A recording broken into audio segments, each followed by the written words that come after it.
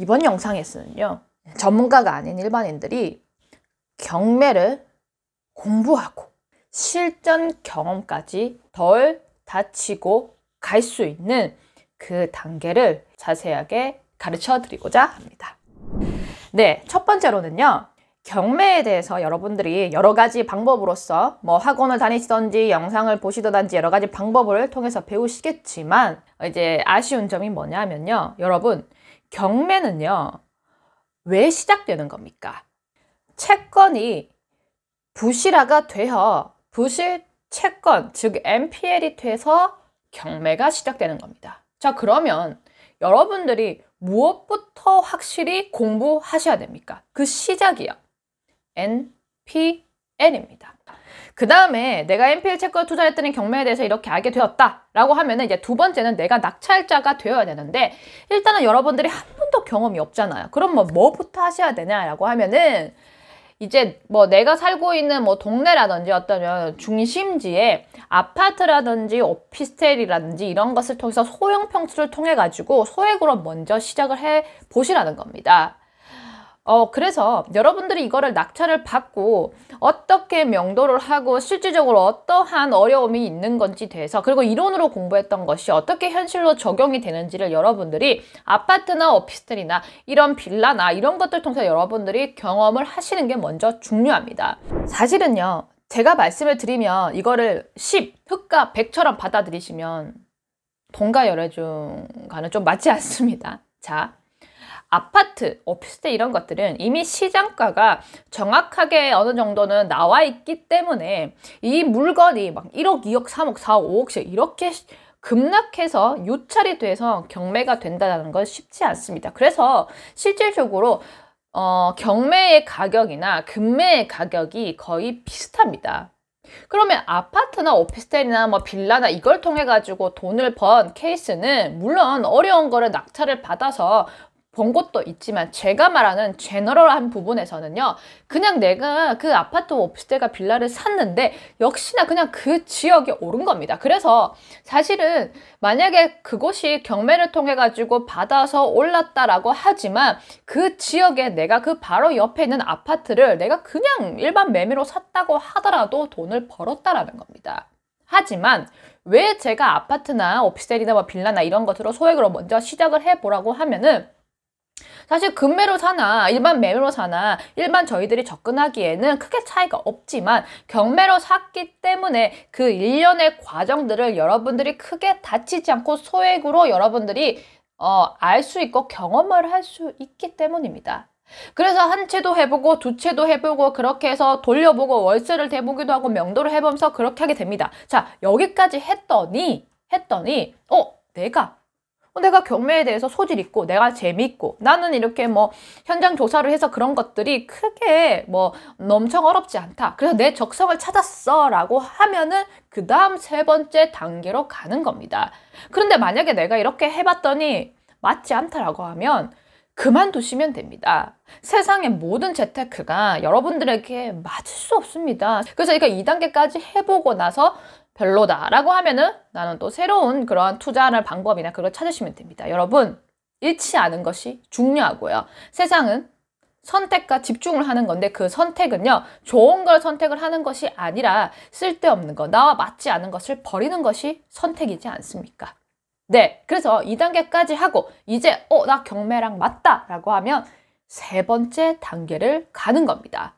자, 그 세 번째 단계는요, 저는 여기서 여러분들이 여기까지 하고 나서 내가 경매를 한 어떤 세월이 한 7년, 10년이 되었다, 뭐 이렇게 된다면 이제서는 진짜 유튜브에 나오는 어떠한, 아니면 경매 학원에서 하시는 분들이 하는, 진짜 여기에 막 소액 그런 땅을 사서 알박기를 해서 뭐 돈을 벌었다, 엄청 어려운 이런 공장에 많은 유치권들이라든지 뭐 많은 권리를 내가 풀어내서 했다, 그런 것들을 도전하는 게 맞다라고 생각을 합니다.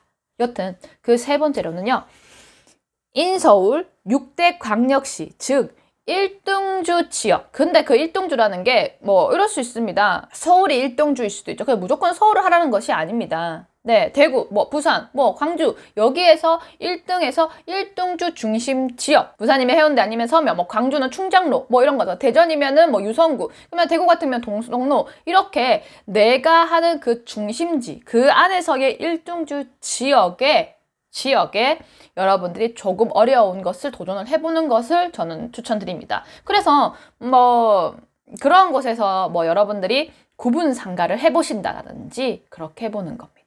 그래서 여기까지 하는 것이 어쩌면 여러분들이 평생에 가는 데 있어가지고 더 투자를 하는 데서 더 오래 살아남을 거라 생각합니다. 거기서 단계를 넘어가는 거는 사실 너무나 많이 힘들고 이제 내가 직업을 바꿔야 되는 정도로 진입을 해야 되는 거라고 생각을 합니다.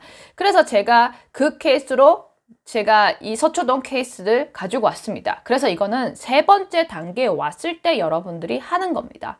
네. 그리고 제가 이제 저도 유튜브를 당연히 보지 않겠습니까? 그랬을 때 이제 이 그 부동산 경매꾼이라는 이 유튜브를 보고 제가 참 이것이 이제 일반 사람들이 나중에 3단계에 도전할 수 있는 그런 케이스다라고 생각이 들어서 이렇게 허락을 받았습니다. 물론 댓글이지만 이렇게 댓글을 달아주셨더라고요. 그래가지고 제가 허락을 받고 했습니다. 이 케이스는 역시나 40억짜리가 13억까지 떨어졌다는 겁니다. 제가 말했던 서초동 케이스처럼 42억 8천만 원이 20억까지 떨어진 것처럼 그런 겁니다. 그래서 여러분들이 이 영상을 보시면 알겠지만 이 상가도요 꽤 큰 상가고 또 이 지역에서는 꽤 중심지인 그런 상가였다라는 겁니다. 그래서 이분도 되게 발음 딕션이 너무 좋으시고 그리고 우리 같은 또 일반인들이 이해를 하기 굉장히 쉽고 그리고 현장을 통해 가지고 그런 생생한 것들을 하기 때문에 우리가 또 더 와닿을 수 있는 그런 영상인데요. 그래서 이 사람이 왜 떨어졌는가 이렇게 블라블라블라 했더니 이제 여기는 자기는 장사꾼입니다. 그래서 장사꾼의 눈으로 봤을 때 이 상가는 장사를 하기에 되게 부적합한 그러한 상가입니다. 라고 했습니다. 그래서 이 사람이 이걸 어떻게 내부를 어떻게 공유 오피스로 활용을 해서 엄청 꽉 차 있는 엄청 꽉 차 있는 건 아닌 것 같은데 어쨌든 꽉 차 있는 그러한 빈 상가에서 공유 오피스로 이렇게 탄생을 한 케이스를 보여주었다라는 겁니다. 그래서 다시금 그 떨어졌던 그 가치를 원래 상태로 돌려놔도 경매는 대박이지 않습니까? 그렇게 해서 소위 대박낸 사례입니다. 이분들의 여러 가지 영상이 있지만 저도 모든 영상을 뭐 다 좋아요 이렇게 하는 건 당연히 아니겠지만 일반인들이 도전을 할 수 있는 그 케이스에 더 전문가가 여러분들에게 가져와서 설명을 했고 그래서 이런 것들을 했기 때문에 여러분들은 이 3번째 단계까지 와도 그래서 이 3번째 단계가 7년, 10년까지 완다 하더라도 저는 충분히 여러분들에게는 삶에서 큰 그 뭐라고 해야 될까? 내가 돈을 벌 수 있는 정말 제2의 직업이 될 수 있지 않을까라고 생각합니다. 다시 한번 정리하겠습니다. 내가 경매를 덜 다치고 접근을 하고 또한 방향을 잘못 잡아서 이렇게 시간 낭비를 하지 않고 이렇게 했다가 저렇게 했다가 해서 중도 포기하지 않는 정말 확실한 방법. 그 첫 번째 뭐죠? MPL 부실채권이 경매의 시발점이기 때문에 먼저 공부를 하고 투자를 해본다. 그래서 경매의 처음부터 끝을 내가 경험을 해본다. 그 다음 2번째, 내가 낙찰자가 되는데 아직 나는 경험이 없기 때문에 아파트나 오피스텔 이렇게 할 수 있는 것을 해본다. 하지만 그것은 내가 대박을 내기에는 다소 어려운 물건이다. 하지만 그 케이스를 통해서 내가 덜 다치고 경매 과정들을 실전 경험을 해본다. 여기까지 내가 했더니 와 나는 경매가 내 적성에 맞아 라는 생각이 든다면 적성이 안 맞으면 과감하게 버리지도 알아야 됩니다. 그죠? 그렇게 된다면 3번째 1등주 인서울 아니면 6대 강력시의 중심지의 어떤 상가라든지 조금은 다소 어려운 물건들을 하되 좋은 물건이 어떠한 이유 때문에 그 가치를 알지 못해서 우량한 상가이거나 우량한 물건임에도 불구하고 그 가치를 알지 못해서 떨어진 그러한 것들 여러분들이 다소 조금은 큰 금액으로 도전을 해보자 라는 겁니다.